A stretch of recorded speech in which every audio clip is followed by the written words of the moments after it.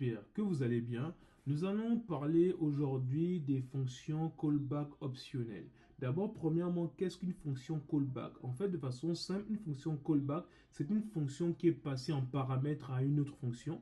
Mais en fait, quand on dit optionnel, c'est que cette fonction qui est passée en paramètre à une autre fonction n'est pas obligatoire. Donc, c'est juste ce que ça signifie. On va voir de façon, ne vous inquiétez pas, on va voir de façon simple de quoi il s'agit parce que ça peut paraître un peu assez technique de dire que dans une fonction, en paramètre, on passe une autre fonction, mais c'est ce qu'on appelle des fonctions callback. C'est vraiment important à retenir la définition. Et donc ici, pourquoi on utilise généralement des fonctions callback comme ici, vous voyez, en fonction callback, on va bien voir des exemples concrets, donc on va retirer ça déjà.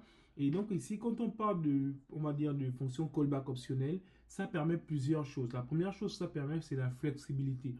C'est-à-dire que ça va nous permettre d'ajouter un comportement supplémentaire sans se rendre compte qu'il soit obligatoire. Donc vous allez voir, par exemple, si on veut inscrire un utilisateur et qu'on veut envoyer un message où il y a un message d'erreur ou pas. Donc il y a ce qu'on appelle les callbacks, on va dire, des callbacks qui sont optionnels. Ça permet aussi la réutilisabilité. C'est-à-dire, en fait, on va utiliser une fonction qui peut fonctionner, bon désolé c'est un peu la tautologie, mais une fonction qui peut fonctionner sans ou avec ou sans callback. Et ensuite maintenant il y a ce qu'on appelle la personnalisation. Donc en fait avec les fonctions callback, on va pouvoir, les développeurs qui vont utiliser ces fonctions callback pourront définir une logique spécifique à ceux qui ont, on va dire, à leurs besoins. Et donc sans plus tarder, on va voir un peu des exemples clairs parce que c'est vrai que ça peut paraître un peu technique, un peu lourd. Mais ici, si je veux par exemple faire une fonction qui va permettre de, par exemple, récupérer des données, je ne sais pas. Ici, comme dans, si on veut utiliser les données d'une API, donc ici, une API, par exemple, on peut appeler quoi on appelle généralement fetch data pour récupérer les données d'une API. Donc ici, fetch TCH, ouais, data, de cette manière-là, ok. Et donc ici, qu'est-ce que ça prend en paramètre? Ça prend une fonction callback. Ici, bon, maintenant ici, on va voir ce qui se passe. Regardez, je mets une fonction callback en paramètre. Ensuite, donc maintenant, on va pouvoir ici venir dans la fonction. Il y a un, ah, pardon. Désolé, c'est juste parce que j'ai l'habitude de faire les fonctions fléchées. Donc, je perds un peu mes moyens. Donc, ici, ok, on a une fonction qu'on appelle fetch data. Qu'est-ce que ça nous permet de faire? C'est de récupérer les data. Donc, ici, on va pas utiliser maintenant une API, peut-être une prochaine fois. Bon, là, on va juste faire un exemple simple. Donc, on va simuler, on va les données qui viennent d'une API. Je peux appeler, par exemple, data ici. Et là, je peux mettre, je sais pas trop quoi. Bon, je vais mettre ici un ID. Un ID ici, je vais mettre 1 et là, on va dire si je vais mettre ici Harry. Ok, très bien. Donc ici, il y a une erreur, un problème. Un problème, je sais pas. Est-ce qu'il veut le point virgule? Non, c'est pas ça le problème. Un peu bizarre, non. Ah oui, pardon. J'ai mis ici un ID. Là, c'est le name, pardon. C'est ici, le name là. Ok, très bien. Donc ici, maintenant, on a bien une fonction, on va dire des data. Donc, c'est ce que j'ai appelé callback. Mais regardez ici, si j'appelle la fonction callback que j'ai mis ici, callback, et en paramètre, je lui mets la data. La data, par exemple. OK. Et donc, ici, maintenant, on a ça. Et je vais essayer d'appeler la méthode fetchData ici. FetchData. Pour que vous puissiez voir l'importance des fonctions callback optionnelles. Regardez ici. Si je viens là, vous voyez, il y a une erreur. Il dit la fonction callback n'est pas définie. Donc ici, comme elle n'est pas définie, qu'est-ce que ça fait? Ça génère une erreur. Donc on est obligé de définir une fonction callback. Donc c'est pour ça que pour éviter ça, on va pouvoir créer ce qu'on appelle des fonctions callback optionnelles. Donc ici, je vais commenter tout ça pour que vous puissiez bien voir comment on pourra créer des fonctions callback, on va dire optionnelles. Ici, je vais refaire le même type de fonction. Donc ici, on va faire fetch data. Et donc ici, maintenant, je refais comme tout à l'heure. Je vais mettre ici callback. Callback. OK.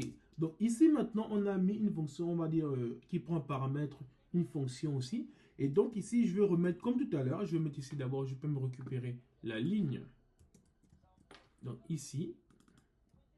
OK. Donc là, on a récupéré toujours comme tout à l'heure. Maintenant, comment on va faire pour rendre ça optionnel? Ça veut dire ici que il faudrait dire que si on l'a pas, bah, il faudrait trouver quelque chose à dire pour éviter qu'il y ait une erreur comme tout à l'heure. Parce qu'ici, vous vous rappelez tout à l'heure, on a eu une erreur parce que la fonction callback disait que callback n'était pas défini. Donc ici, comment on fait ça? Ici, on va juste venir créer une condition. Ici, on va faire une condition callback comme ça. Et dans cette condition, qu'est-ce qu'on va faire? On va dire si le callback, en fait, on va demander s'il est de type, on va dire type callback. Si d'abord s'il existe, d'abord, premièrement. Donc, si la fonction-là existe et que c'est de type fonction. Ça veut dire ce qui se passe, c'est quoi? Là, on a mis une callback. Il faut d'abord s'assurer que ça existe et que c'est de type fonction. Donc, ici, comment on fait ça? On dit le type of comme ça. Il y a deux méthodes. Soit vous mettez avec les parenthèses, soit vous mettez avec espace, c'est-à-dire parenthèse comme ça, callback.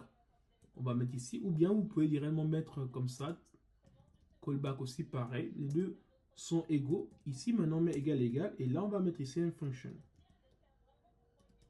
Pourquoi je fais ça? Regardez, je vais juste vous montrer un peu si je commente tout ça. Supposons que je fasse une fonction const. On va dire add. Add comme ça. Et là, je vais mettre ici A, B. Et donc là, qu'est-ce qu'on va faire ici? On va juste retourner. On va dire ici A plus B. A plus B comme ça.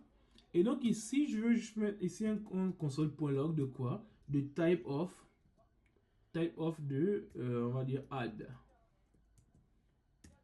Qu'est-ce qui se passe? Vous voyez ici, c'est le type fonction.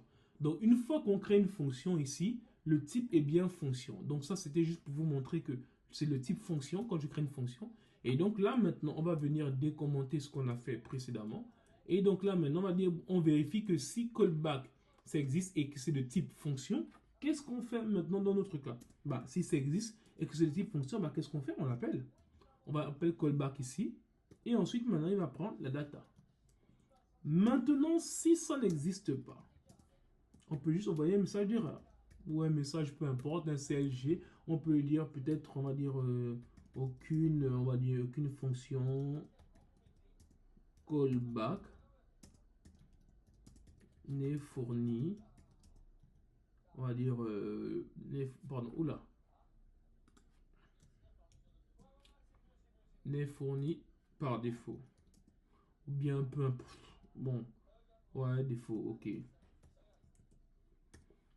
donc là, maintenant, ici, on a ça. Il me dit encore qu'il y a une erreur. Qu'est-ce qui se passe avec ça? Ouais, bien c'est ça. Ouais, non, non, je crois que c'est ça. Hein. Pourquoi il commente? Ouais, c'est ça, ok. Ok, donc voilà un peu l'exemple. Maintenant, on va essayer de refaire ça. On va réappeler ça. Ici. Et là, on va voir. Ouais, cette fois-ci, on n'a plus d'erreur. Et là, ici, il nous dit quoi? Il nous dit bien ici que la fonction callback n'est pas définie par défaut. Donc, ici, vous voyez bien que là, dans notre cas, on n'a pas fourni la fonction callback par défaut. Donc là, maintenant, il n'y a plus d'erreur à ce niveau. Donc, voilà pourquoi on peut mettre ce qu'on appelle des fonctions callback optionnelles. Maintenant, ici, dans le cas où on veut fournir une fonction par défaut, on peut là, je commente ça ici maintenant. Deuxièmement, je peux aussi refaire un fetch data. Et là, maintenant, on va définir une fonction par défaut. Donc, qui va prendre un paramètre data. Et qu'est-ce qu'il va faire ici? Il va juste faire un CLG. Un CLG de, on va dire, je sais pas, je vais mettre ici, bon, peu importe, on va dire, je mets ma petite, je sais pas, j'ai pas trop d'inspiration, on va dire données reçues par exemple, ici. Données reçues, et là, je vais mettre, par exemple, la data. Ok. Et là, maintenant, si on va voir ce qui se passe, vous voyez, s'il a bien dit, données reçues, il a bien retourné ça. Donc ici, ça c'est une manière de faire aussi au niveau des fonctions callback optionnelles. Donc ici, ça c'est quelque chose de pratique. On peut aller maintenant un peu plus loin, c'est-à-dire au niveau de, pour ceux qui vont faire, ceux qui vont faire du Node.js ou bien qui le font, en fait, lorsqu'on crée un utilisateur avec un contrôleur, je n'ai pas envie d'aller dans des mots techniques pour ceux qui ne font pas du Node.js, mais on en parlera plus tard sur des vidéos sur le Node.js. Mais en ce qui concerne le Node.js, on a souvent tendance à vouloir créer un contrôleur où on va pouvoir permettre à quelqu'un de s'inscrire. Donc, si quelqu'un vient s'inscrire sur notre site, il faudrait une fonction qui permet de pouvoir sauvegarder l'utilisateur en base. Donc, si on crée une fonction comme ça, que je vais appeler par exemple Save User, donc ici qui va nous permettre de sauvegarder l'utilisateur en base, qu'est-ce qu'il prend en paramètre? Il va prendre l'utilisateur qui s'inscrit. Ensuite, il va prendre le succès si, on va dire, si l'opération s'est bien passée. Et ensuite, l'erreur, s'il y a une erreur qui s'est produite. Donc, on va dire ici erreur comme ça. OK? Donc là, maintenant, on a ça. On a ces trois éléments. Et ensuite, ici, maintenant, qu'est-ce qu'on peut faire? Ici, la première chose qu'on peut faire, D'abord, il faut vérifier si, supposons que quelqu'un veut s'inscrire, bah, on va dire inscription, c'est juste, par exemple, l'email ou le username, peu importe, ainsi de suite. Donc, comment on peut faire ça? On peut dire ici, si le name existe, comment on fait? On va occuper le user ici, .user.name, comme ça, par exemple. Ok, mais on va dire si ça n'existe pas, donc on va mettre ici un point d'exclamation. Si le username n'existe pas, qu'est-ce qu'on fait? Donc ici, la première chose qu'on doit faire, c'est que on va retourner une erreur. Mais avant de savoir l'erreur, il faut être sûr que la fonction callback error existe bel et bien, comme on a dit depuis le début.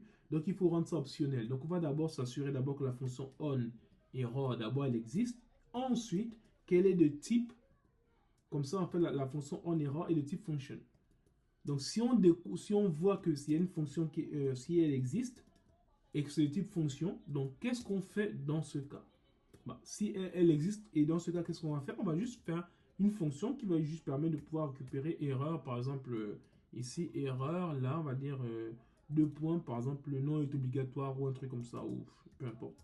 Le nom est obligatoire. OK, le nom est obligatoire. OK. Donc ici, ça c'est une manière de, on va dire, retourner l'erreur. Et donc là, maintenant, une fois que c'est fait, bah, qu'est-ce qu'on retourne juste rien du tout. OK. Donc là, on vérifie que s'il n'y a pas le username, on retourne une erreur. Mais ensuite, on va retourner une erreur à condition bien qu'il y ait une fonction error qui existe. S'il n'y a pas de fonction error, on peut soit faire un console.log pas de fonction error, ou bien on retourne rien du tout, donc il n'affiche rien du tout. Donc ça, c'est la première chose. OK. Et donc maintenant ici, deuxième chose maintenant, si l'utilisateur, ça s'est bien passé et qu'il n'y a pas de problème, qu'est-ce qu'on va faire? On peut juste dire maintenant que l'utilisateur enregistré. Donc comment on fait ça? On peut juste faire un console.log comme ça pour dire, on va dire ici, par exemple, succès. Ici, on va dire, je ne sais pas trop, un exemple, votre compte a bien été créé. Votre compte a bien été créé. OK, donc ici, là maintenant, ça c'est si tout se passe bien, qu'il n'y a pas de, il n'y a pas de problème. Et donc ici, qu'est-ce qu'on peut, on peut rajouter? Par exemple, il a bien été créé, je peux mettre un point d'exclamation, peu importe, je ne sais pas trop. Et donc je peux mettre ici même une virgule pour montrer les infos de l'utilisateur qui ont été renseignées par celui qui a créé son compte. Donc il y a ça. Maintenant, le truc est que il faut s'assurer maintenant, ça c'est si tout se passe bien, mais aussi il faut s'assurer aussi que la fonction, par exemple, comment utiliser onSuccess là. Là, on l'a pas utilisé. On peut dire aussi, par exemple, comme tout à l'heure, ici, au lieu de, on va reprendre d'abord tout ça comme tout à l'heure. Et là, je vais juste prendre ici et je vais copier ça. Et là, je vais dire maintenant, ici, au lieu de mettre error, maintenant ici, je vais mettre ici onSuccess. OK. Donc voilà ici, juste simplement ça. Et donc ici, on vérifie bien que si tout est OK, on va dire par exemple ici, succès. On va dire ici, je peux mettre par ici, utilisateur enregistré. OK. Donc une fois que ça c'est fait maintenant, qu'est-ce qu'on va faire? On va maintenant essayer de pouvoir voir des exemples de save user. Donc on va essayer de voir les différents cas où il y a fonction callback, une fonction, deux fonctions et zéro fonction. Et donc ici, on va voir maintenant dans notre cas ici comment voir le cas où il y a zéro fonction. S'il n'y a pas de fonction callback, comment on va faire ça? On va appeler la méthode saveUser. Bon, je vais mettre ici les commentaires. Ici, without callback. OK. Et donc ici, si on fait without callback, qu'est-ce qu'on va faire maintenant? Ici, on va appeler la méthode saveUser. Et donc ici, saveUser, qu'est-ce qu'on va faire? On va le passer directement en paramètre le name de celui qui a créé le compte. Donc ici, on va appeler ça ici Harry. OK. Et donc ici, en mettant Harry, qu'est-ce qui va se passer? Donc, ça c'est le premier cas. Si on va voir maintenant au niveau de targeteur, voilà, vous voyez ici, votre compte a bien été créé, succès, le nom c'est bien Harry. OK. Donc maintenant ici, je mets bon, ça c'est le premier cas. Le deuxième cas maintenant, si je vais essayer de faire avec une fonction callback par exemple. Donc ici maintenant, on va dire ici avec le, on va dire par exemple with success callback par exemple. Callback. Et donc ici, comment on va faire? On va rappeler la fonction saveUser. Et là maintenant dans notre cas ici, qu'est-ce qu'on va faire? On va lui donner encore, comme tout à l'heure, le name. Ensuite, là, on va mettre quoi? Le name, je vais mettre ici Ariel comme ça. Et donc, ensuite, après le name, qu'est-ce que je peux lui fournir? Bah, je peux lui fournir la fonction callback de success. Donc, ici, comment je peux faire ça? Parce que vous savez ici, le premier argument, le premier, c'est le user. Le deuxième argument, maintenant, c'est le success. Donc, ici, ce sera le success qui sera là. Donc, comment je fais ça? Bon, je peux faire un truc pas mal. Je vais mettre ici juste message comme ça. Et là, je vais mettre un console.log CLG comme ça, de pouvoir mettre juste message. OK. Vous voyez? Donc maintenant, si je reviens, vous voyez, il y a maintenant ici succès. Votre compte a bien été créé. Voilà, name Ariel ici. Voilà, vous voyez bien l'utilisateur enregistré. Vous voyez, deuxièmement. Et maintenant aussi, si je mets une on va dire le troisième cas maintenant, ici with success and error callbacks. OK. Et donc là, maintenant, dans notre cas, on va toujours appeler save user. Et donc, le save user ici, on va faire le même principe que tout à l'heure. Et là, je vais lui donner un nom, Rudolph, comme ça. Et ensuite, maintenant, là, on aura obtenu ça. Oula, qu'est-ce qu'il veut? Pourquoi il dit ça? Ah oui, pardon. Name. OK, voilà, name là. Ensuite, on va lui donner première fonction callback. Et donc, la première fonction callback, comme vous avez vu tout à l'heure, c'est on va le premier, ça peut devenir long. Est-ce que je vais à la ligne ou je peux venir à la ligne? Bon, à la ligne, je vais me faire ça pour que ce soit plus lisible. Je vais faire ça comme ça.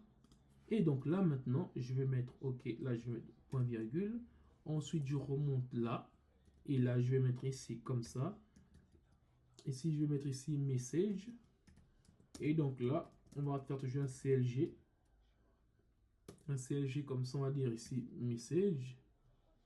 OK, et là maintenant, je fais un deuxième avec une virgule pour séparer. Et là maintenant, ce sera pour l'erreur. Et donc, au niveau de l'erreur, qu'est-ce que je vais faire? Je vais appeler ça juste ici erreur comme ça. Donc, erreur, je vais mettre un console.error aussi. Erreur, bon, je vais dire, on va venir ici comme ça. Et là maintenant, on aura donc le message d'erreur qui sera ici, erreur là. OK. Donc là maintenant, oula, pardon, c'est ça, OK. Très bien. On va maintenant voir ce que ça nous donne ici. Oui, le troisième, là, on a bien un succès, c'est bien été créé, Rudolph, ainsi de suite. Donc, voici un peu comment on peut faire cela. Si je mets, bon, je n'ai pas dit oui, ça existe, non, oui, ça existe, mais oui, voilà. Donc, voilà, le nom est obligatoire. Si je fais une erreur, je retire le nom. Ici, on me dit bien que le nom est obligatoire. Donc, voici un peu comment on peut gérer rapidement les fonctions callback. Bon, est-ce que je peux rajouter quelque chose? Fait que la vidéo est déjà un peu longue. Bon, je vais quand même rajouter un dernier cas, le cas où on peut mettre les fonctions callback par défaut. Donc ici, ça c'est juste un petit cas à voir rapidement. Ici, sans plus tarder, je vais créer par exemple une fonction qui permet de, pardon, de pouvoir juste faire un salut. Donc ici, c'est greet, pardon, greet avec R, greet ici. Et donc là, maintenant, qu'est-ce qu'on va faire? Il va prendre, première chose, il va prendre le nom toujours pour saluer la personne. Ensuite, la fonction callback. Et maintenant, on va prendre on va dire la valeur par défaut. La valeur par défaut ici, c'est ça. On va dire ici pour lui le message MSG comme ça. Et donc là, maintenant, on va juste faire un console.log CLG de MSG. OK. Donc ici, maintenant, vous avez vu, ça, c'est la fonction qui permet de saluer, qui a pris un paramètre en défaut. Donc, par défaut, pardon. Et donc là, je vais ici créer on va dire un const message comme ça. Et donc là, maintenant, on va juste faire quelque chose de marrant avec les backtips. Et donc ici, on va juste dire bonjour avec le nom de la personne. Donc comment on dit ça? On va juste dire bonjour, non, bonjour comme ça, dollar, comme ça. Ici, on va dire le nom de la personne. Donc name ici. OK, donc on a bien ça et bonjour, le name, voilà, très bien. OK, et donc ici, maintenant, qu'est-ce qu'on va faire? On va juste faire un callback. Maintenant, callback, qu'est-ce qu'on fait? Comme on a déjà eu l'habitude de le faire ici, on va juste mettre le message là. Très bien, donc c'est aussi simple que ça. Donc ici, on a fait quoi? On a créé une fonction qui permet de saluer et puis qui prend un callback juste et retourne le message en console.log. Et donc là, on met bonjour, ainsi de suite. Et donc s'il y a le callback, ça fait. S'il n'y a pas le callback, ça fait aussi. Donc ici, comment on va faire? On va d'abord commencer sans callback comme on l'a fait tout à l'heure. On va juste faire un greet comme ça. OK, et donc ici maintenant, greet ici, là je vais mettre quoi? Je vais mettre ici Mathieu. OK, et donc Mathieu comme nom. Et là, maintenant, ici, je vais rajouter juste le message que je vais envoyer à Mathieu ici. Donc, on va dire ici MSG comme ça. Et le message, on peut même le personnaliser, hein. C'est-à-dire ici, là, je fais un CLG et LG, je dis par exemple, qu'est-ce que je peux dire ici? Bon, je peux dire ici mon message personnalisé. Ensuite, voilà, je peux juste faire ça. Deux points, virgule, et là, je mets MSG. OK. Donc, vous voyez, le premier, ça c'est, on va dire, avec fonction callback. Et deuxième, sans fonction callback ici. Je mets juste marque.